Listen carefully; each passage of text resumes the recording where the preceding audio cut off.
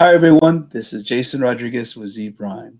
Today, I'm joined by Lorraine Akiba. She is the president and CEO of LHA Ventures. Lorraine, how are you doing today?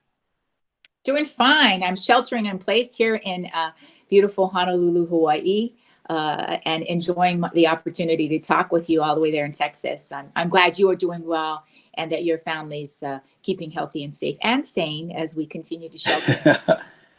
Yeah, I agree. I think that the same part is what we're it's day by day for sure. Well, really appreciate you coming on and talking to us today as Hawaii has the lowest cases of the coronavirus to date. Yes. But there's also some interesting things going on economically. So if you could just start out at a high level, how has Hawaii's response to COVID-19 been, and what have been some of the impacts you've seen? And then if you could touch a little bit on maybe some of the utility response as well. Right, right. Well, as you know, Jason, we've had some very strict shelter-in-place requirements here in Hawaii, and obviously, we're a very small islands. Each island that makes up the state is a small island, and our health system would be overwhelmed. And again, thank you to our healthcare workers who are at the front line. But we have limited amount of hospitals, limited amount of ventilators, limited amount of ICUs if we had a huge spike in cases. So we have a very strict shelter-in-place requirement that is still in effect until May 31st. If visitors or returning residents come to Hawaii since March 27th, they are subject to a 14-day self-quarantine where they cannot go out of either their hotel room or their homes, even to get food. I mean, things have to be brought into them. So it is pretty strict, but that is, the window in which if you're asymptomatic, you would begin to show symptoms and we can begin to stop and flatten the curve.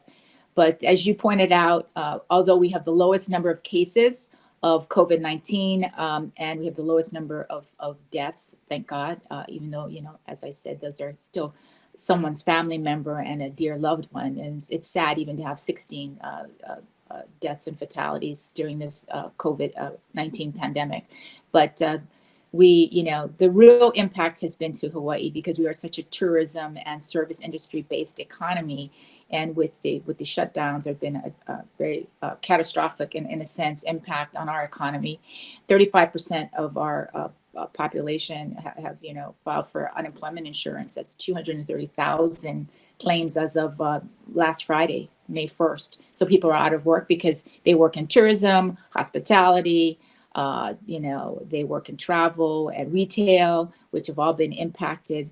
And unless you're an essential worker, obviously you're in a shelter-in-place requirement. We're starting to slowly open up again, with parks being open for some recreation, but very strict again. People can't congregate. You have to practice social distance.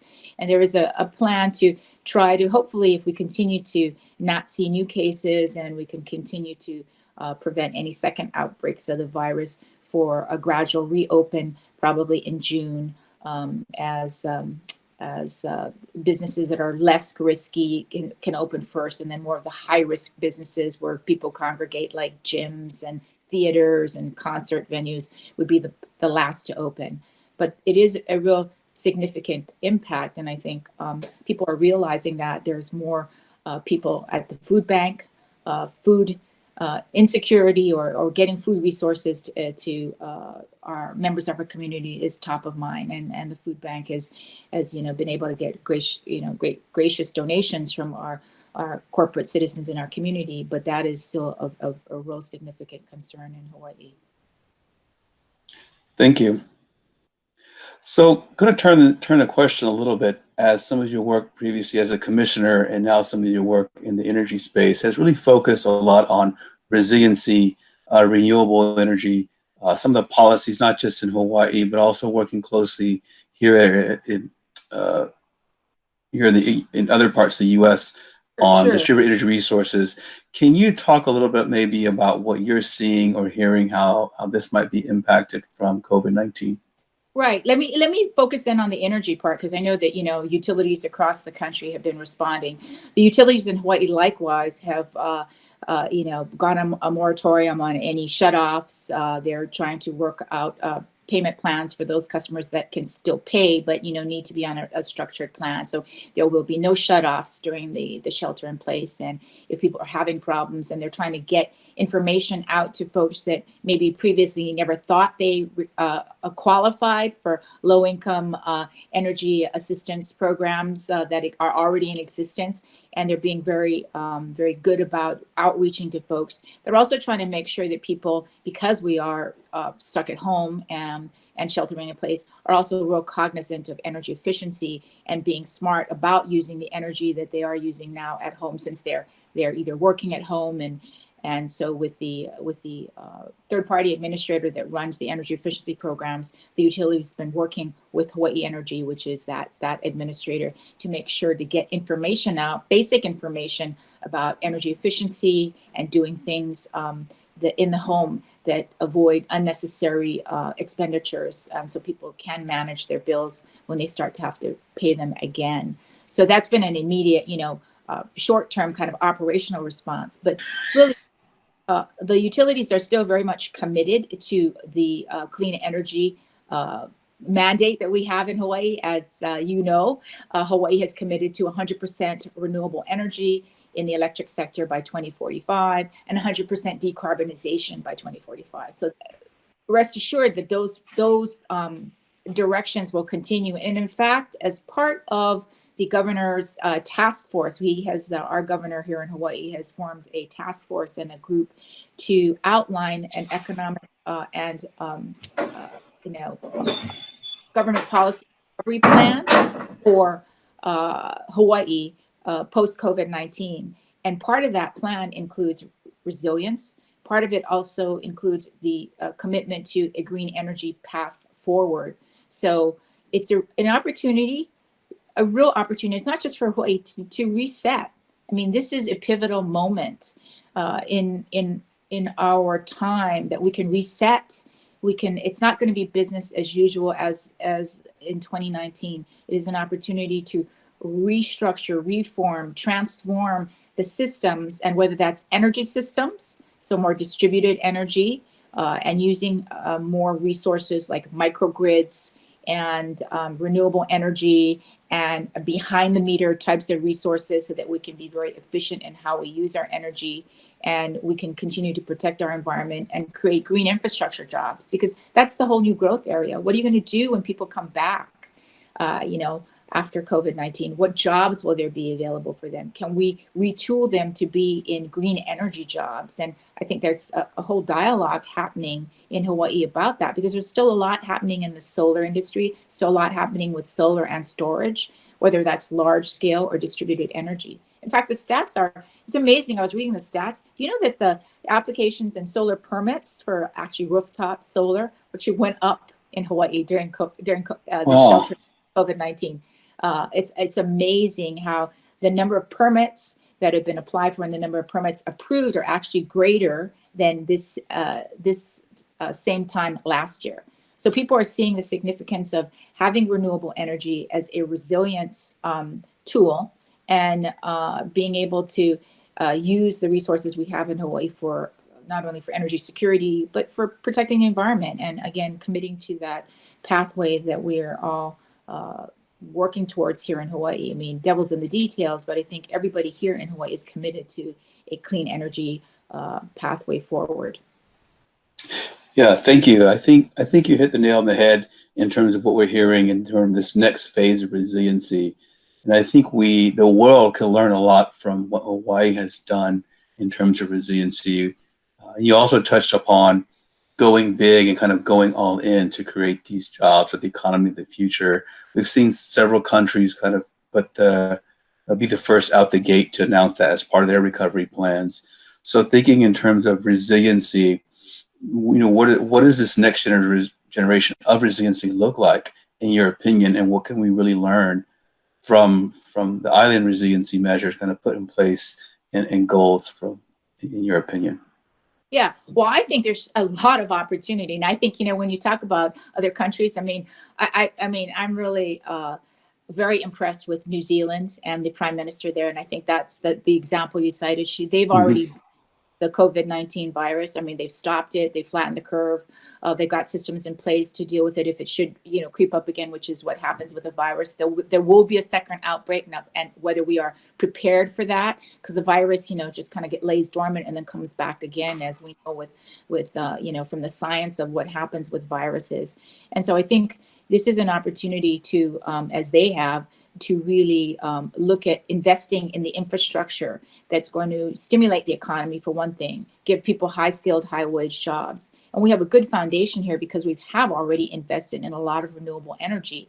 We have large-scale solar and storage, facilities that with Hawaiian Electric and Kauai Island Utility Cooperative have been the leader in. I mean, we've led the nation in terms of installed capacity of solar and storage, and at price point that people didn't think was possible. And KIUC led out with, fully in with the levelized cost of energy of solar and storage, amazing prices at 13 cents back a few years ago. And then now we're seeing on the mainland, 3 and 5 cents a kilowatt hour. So, the market dictates, and with the volume, obviously, as the prices come down. And here in Hawaii also, I was looking at, fully installed solar and storage at 9 cents, which is a kilowatt hour, which is amazing. The last round of HECO RFP showed that it is possible. And in fact, the prices are even getting lower. So it is a cost-effective means of delivering energy. It is a way to redo the infrastructure, because as all the fossil plants begin to shut down,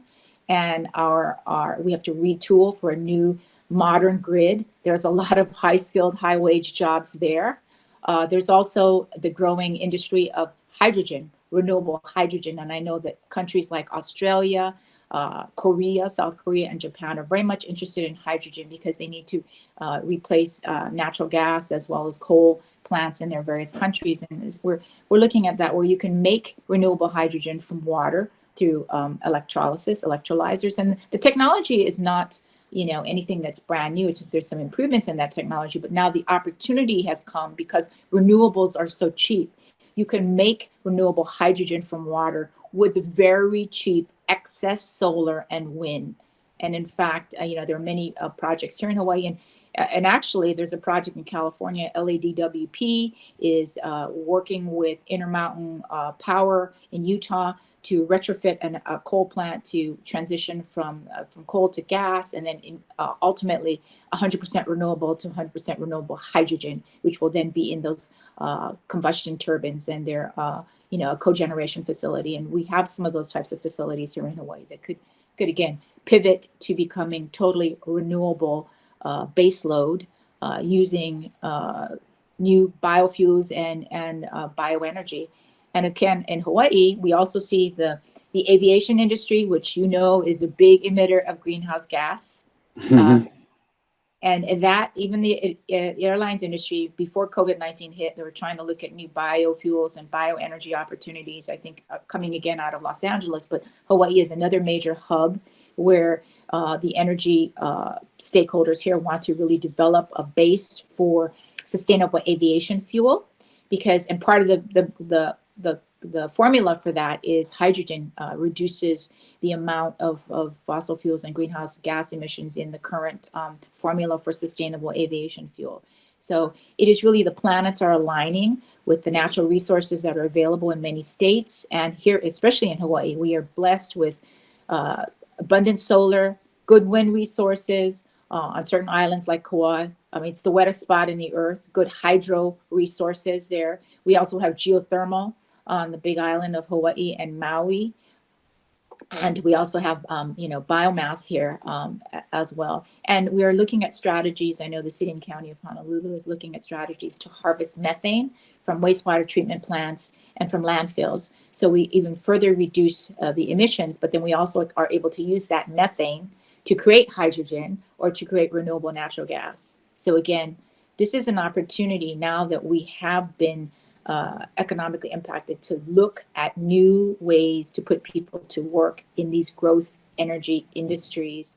And I think that's really important. Just even with electrification of transportation. And Hawaiian Electric recently, in fact, last week, issued its sustainability report where it reiterated its commitment to clean energy, and electrification of transportation. And I think that's the difference here in Hawaii. We've allowed, I mean, when I was on the commission, we didn't restrict the utility from owning charging stations, from building out charging infrastructure. Now, there's another high-skilled, high-wage job opportunity as folks have to build out EV charging infrastructure. And so there's that opportunity as well with electrification of transportation, whether it's, EVs for regular commercial use or residential, everyday uses. In Hawaii, it makes sense because with the high price before of gas, we have actually per capita we have the highest adoption of EV usage by residents in our state. Thank you. Thank you, Lorraine. Thank you for coming on today. I appreciate you sharing some of your experience, and thank you for your leadership in calling for a big, for us to move big and boldly going forward. Thank you. Thank you for the opportunity to share, Jason. And again, please have your family and everyone there at the Zpryme team keep healthy and safe as we continue to shelter in place. I truly believe we will get through this, and as we have always done, taking care of each other. And in Hawaii, we do that with aloha, and that's what I think makes our Hawaii special. But I know that taking care of each other is something that's a trait that's shared across the country, whether it's in Texas or in Hawaii. So we send our aloha out to everybody there too. Thank you very much.